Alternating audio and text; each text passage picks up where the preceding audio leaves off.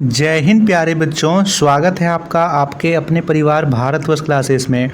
तो प्यारे बच्चों, आज 9 सितंबर 2023 को कक्षा 8 का सामाजिक विज्ञान और संस्कृत का वीकली टेस्ट लिया गया। इस वीडियो में हम सामाजिक विज्ञान के आंसर्स को देखेंगे कि आपने जो आंसर्स किया है उसमें से कौन सा विकल्प आप सभी का सही था। ठीक है बच्चा, चलिए प्रारंभ करते हैं। आप सभी जल्दी से इस वीडियो को लाइक कीजिए, शेयर कीजिए और भारतवर्ष क्लासेस पर नए हैं तो सब्सक्राइब जरूर कीजिए। पहला प्रश्न आप सभी से पूछा गया था, रैयतवाड़ी व्यवस्था लागू कराने का श्रेय किसे जाता है। आपके 4 विकल्प थे, उसमें से टॉमस मुनरो भी एक विकल्प था, तो टॉमस मुनरो इसका सही उत्तर है। प्यारे बच्चों, मैंने सभी विकल्पों को हटा दिया है, प्रश्न और उसके उत्तर को ही रखा है। ऐसे में आपको प्रश्न और उसके उत्तर दोनों याद हो जाएंगे। तो रैयतवाड़ी व्यवस्था, टॉमस मुनरो सही विकल्प था।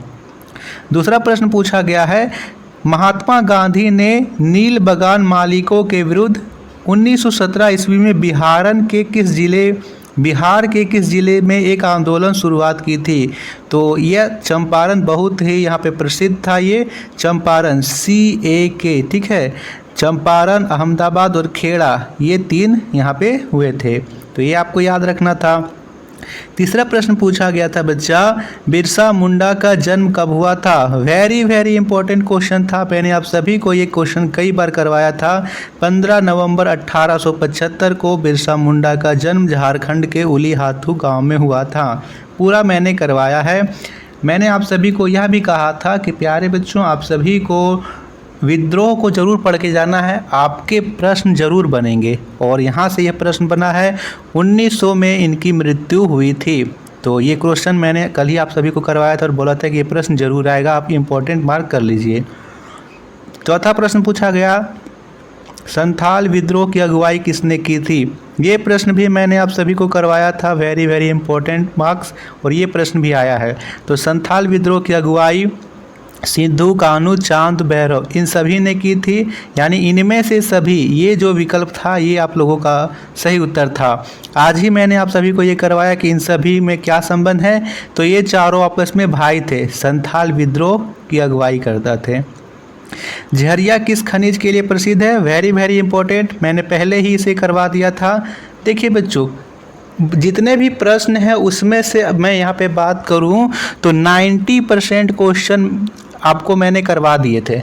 जितने भी मैंने आप सभी को इम्पोर्टेंट क्वेश्चन मार्क करवाया है उसमें से 90% क्वेश्चन आप सभी के यहाँ पर परीक्षा में पूछे गए हैं। यहाँ पे आप पूछे कि सर पूरा 100% क्यों नहीं करवाया। तो प्यारे बच्चों, 100% का अर्थ है कि भारतवर्ष क्लासेस ही क्वेश्चन अपलोड कर रहा है, क्वेश्चन भारतवर्ष क्लासेस ही पूरा प्रोवाइड कर रहा है। ऐसी बात नहीं है बच्चा, मैं सिर्फ गेस करता हूँ कि ये प्रश्न बहुत ही इंपॉर्टेंट है, ये प्रश्न आपके एग्जाम में आ सकता है और उसी प्रकार से आप सभी के प्रश्न आते भी हैं। तो बच्चा, इसी प्रकार से आपको जुड़े रहना है और अगला साप्ताहिक परीक्षा आप सभी का लिया जाएगा। उसके लिए भी भारतवर्ष क्लासेस लगातार आप सभी को इम्पॉर्टेंट और यूनिक क्वेश्चन प्रोवाइड करेगा। तो यदि आप नए हैं तो सब्सक्राइब ज़रूर कीजिए और जल्दी से इस वीडियो को लाइक ज़रूर कीजिए बच्चा। तो झारखंड का झरिया किस खनिज के लिए प्रसिद्ध है। कोयला। इसी के साथ मैंने आपको एक और जिला करवाया था, जादूगोड़ा, ठीक है, आप सभी को याद हो तो जादूगोड़ा को भी मैंने करवाया था। ये यूरेनियम के लिए प्रसिद्ध था। किसके लिए प्रसिद्ध था बच्चा। यूरेनियम। तो ये दोनों आपको याद रखना था। 5वां प्रश्न के बाद 6ठा प्रश्न पूछा गया था, रेशम उत्पाद से संबंधित शब्दावली है। तो यहाँ पे सही उत्तर था सेरीकल्चर। सेरीकल्चर इसका बिल्कुल सही उत्तर था। 7वां प्रश्न, भारत में पटसन का सबसे बड़ा उत्पादक राज्य कौन सा है। ये प्रश्न को भी मैंने आपको करवाया था। आप लोगों को विश्वास नहीं है बच्चा तो अभी भी मॉडल सेट पड़े हुए हैं। मैंने आप सभी को जो पिछले मॉडल सेट करवाए हैं, आप सभी उस वीडियो को देखिएगा तो ये प्रश्न आपको मिलेगा। मैंने साथ ही आपको ये बताया था कि पटसन, जूट को ही हम लोग पटसन कहते हैं और भारत में सबसे बड़ा उत्पादक राज्य पश्चिम बंगाल है। यहाँ पे पश्चिम बंगाल सही था। 8वां प्रश्न पूछा गया था, इनमें से कौन सा झारखंड का अभ्रक उत्पादक जिला नहीं है। तो यहाँ पे पलामू होता, ठीक है, ये प्रश्न भी करवाया गया था। 9वां प्रश्न, कितने वर्ष के अंतराल में लोकसभा और विधानसभा का चुनाव होता है।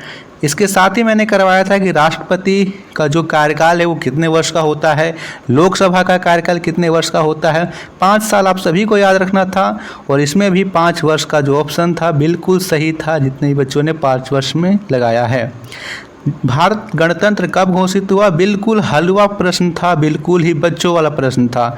गणतंत्र कब घोषित हुआ, यानी हम लोग रिपब्लिक डे कब मनाते हैं? 26 जनवरी। तो 26 जनवरी 1950 को गणतंत्र घोषित हुआ था। तो बच्चों यह था 10 क्वेश्चन जो कि आपके एग्जाम में पूछे गए हैं। आप सभी यहाँ पे बताइए कि आपने कितने सही किए, 10 में से आपके कितने सही हुए। प्यारे बच्चों, आप लोग ज़रूर बताइएगा कि आपके 10 में से कितने सही हुए। वीडियो को लाइक शेयर जरूर कीजिएगा। थैंक यू बच्चा।